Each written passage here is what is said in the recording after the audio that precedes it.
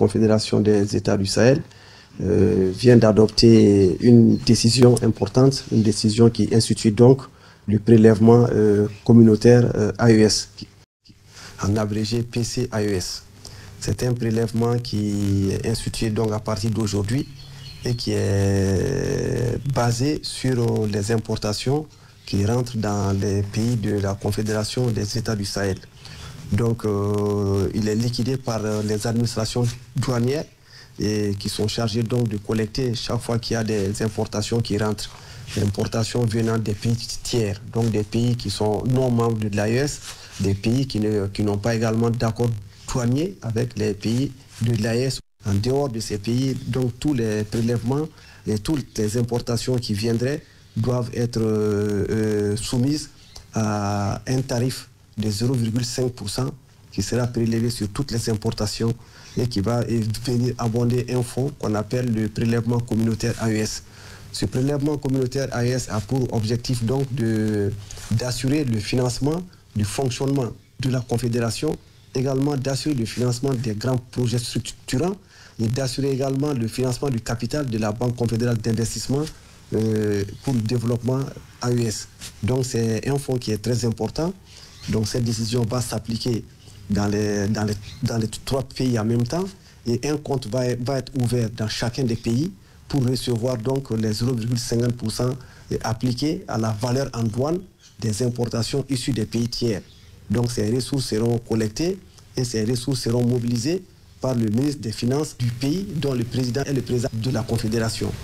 Je rappelle que pour les importateurs maliens, ce n'est pas une charge supplémentaire parce qu'on avait un prélèvement communautaire CEDEAO qui s'appliquait, qui était du même taux et qui s'appliquait sur la même base. Donc pour les usagers maliens, c'est juste un transfert de ce prélèvement, donc ça n'impacte pas du tout les importations et ça n'impacte pas le coût également des denrées qui sont importées. Ça c'est important à signaler.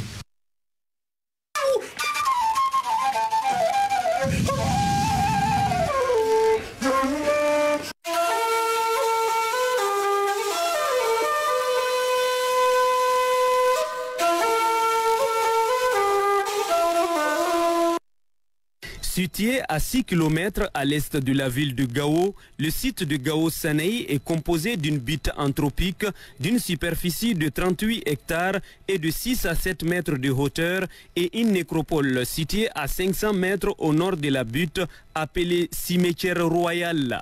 La butte comprend un monticule principal couvrant 35 hectares et relié du côté ouest à un autre plus petit d'environ 3 hectares. Le site de Sanei est fondé entre 670 et 690. Sanei, c'était la première ville de Gao. Ce site a connu plusieurs rois Songui. Certains ont régné ici à Sanei, certains à Koukia. Avant aussi qu'ils ne prennent le titre Songui, c'était les pharaons. Les pharaons de l'Égypte aux pharaons de Koukia. Pharaon, c'est le titre honorifique des rois de Koukia. Et il y avait des relations entre ces rois de Koukia et de Sanei. Donc à la fin des pharaons, ils ont pris le titre Songui. Donc c'est ça, Kongoro Gossi Gari Koi Malenka Songui. C'est lui qui a quitté Koukia pour venir jusque dans la zone de Jobok, qu'on appelle communément site de Sanei. Le site comprend une élévation. C'est des maisons qui s'étaient enfuies. Le vent de sable faisant son travail a recouvert cet endroit-là. Et à côté, il y a une espèce de plateau. Ce plateau-là serait le caveau royal, là où on enterrait la famille royale. Plus loin encore, il y a un cimetière, mais là, c'est le cimetière populaire. Ces 3 éléments-là ont constitué ce qu'on appelle le site de Sanei. Les sources historiques de Sanei évoquent l'existence de la ville royale et la ville marchande comme des villes jumelles à Kaou-Kaou, ancienne appellation de l'actuel Gao par les chroniqueurs arabes. Selon les tariks Es-Soudan et El Fetash du XVIIe siècle, le site de Gao Sanei a été au début du XIe siècle la capitale du royaume de Kaou-Kaou pendant la dynastie des Dia. Ces Dia-là ont commencé leur règne sur l'île de Koukia vers l'an 644. Le premier qui serait converti à l'islam, Ça, c'est le Zakoso. Il va transférer son palais de Koukia à Gao Sanei, comme les autres l'ont fait durant des années. Il y a 31 rois qui ont régné à Gao Sanei. Quand on me dit Sanei, San, ça veut dire un chef, un roi ou un marabout. On les appelle tous des San. Maintenant, comme ce sont plusieurs rois qui se sont succédés là-bas, on est obligé de mettre le lieu au pluriel. Sanei. Il y a un archéologue cubain d'origine américaine qui est venu ici. Il a découvert effectivement des cimetières, pas comme tous les autres cimetières. Il y avait des stèles sur chaque tombole. C'est des stèles qui identifient que là, tel roi gît. On a découvert que la graphie de ces stèles-là était des graphies andalouses. L'Andalousie, c'est une partie de l'Espagne.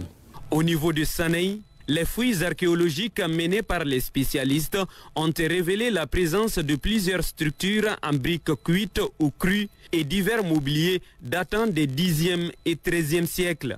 Ce site, qui atteste de la richesse du Gao et de son rôle de métropole du commerce transsaharien entre le 8e et la fin du 13e siècle, fait face à des activités qui menacent son existence selon la mission culturelle de Gao. Le site est classé sur la liste du patrimoine national depuis 2016. L'État est en train de prendre des dispositions pour sauvegarder davantage ce site-là encore. L'objectif est quand même de continuer à ce que le site soit sur la liste du patrimoine mondial. Mais ce qu'on a vu sur le site, c'est déplorable. C'est des fouilles, c'est des dégradations, c'est des choses qui dégradent le site, c'est des choses qui ne sont pas bonnes pour le site. Ici, les gens trouvent beaucoup de trésors, par exemple les perles colorées qui coûtent très cher sur le marché d'objets d'art. Il y a d'autres choses qu'on peut trouver. Il y a la poterie, il y a, comme on appelle les verres, les anciennes choses que dans le temps on trouvait. Il y a ce trésor qui est caché que les gens ici, ils savent, ils ont des informations, ils cherchent. Donc pour venir faire des fouilles comme ça, il faut passer par les services qui sont habilités à vous autoriser et que l'État soit au courant de ce qui se passe. Comme beaucoup d'autres dans le septentrion du Mali, le site de Sanei était très fréquenté par les touristes avant la crise de 2012. Quand un guide quitte de la ville au site, il y a un prix qu'on discute avec le touriste pour l'amener jusqu'à ce site. Tous les guides de Gao, en fonction de leur travail sur le site, chacun a bénéficié de beaucoup de choses, construire des maisons, se marier, avoir des enfants. Vraiment, c'était très important. Les différentes études et fouilles archéologiques ont révélé la valeur scientifique, culturelle et historique du site de Gao Sanei. Il est un témoignage historique et culturel des civilisations médiévales de l'Afrique occidentale. Sanei mérite aujourd'hui d'être protégé et sauvegardé pour les générations futures.